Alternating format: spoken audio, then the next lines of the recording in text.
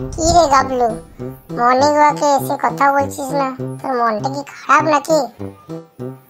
আর বলিস না, মনে হয় আমি আর বাঁচবো না বেশি। কেন রে, তোর আবার কি হলো? বেশ তো ভালোই ছিলিস। কাল রাত থেকে আমার গার্লফ্রেন্ড ফোন তুলতে হচ্ছে না।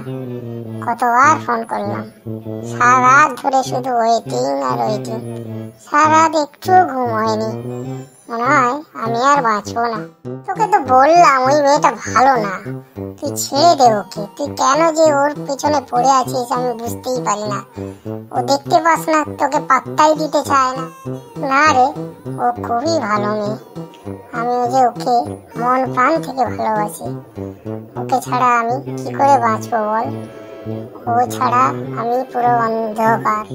আমি শুধু অন্ধকার দেখি। আমি চাই ওকে নিয়ে সারা জীবন সুখে থাকতে, কিন্তু ও যে কেন ফোন ধরছে না সেই চিন্তায় কাল থেকে আমার খাওয়া দাওয়া ঘুম সব উঠে গেছে। তুই যখন আমার কথা শুনবি না তাহলে তুই মর।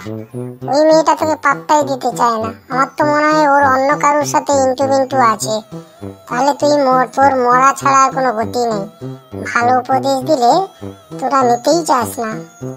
হ্যাঁ, কতবার করে তোকে বোঝাচ্ছি যে ওই মেয়েটা ভালো না, ভালো না, ভালো না।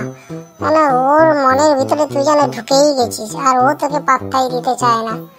ওকে ছেড়ে দে যদি বাঁচবি তো।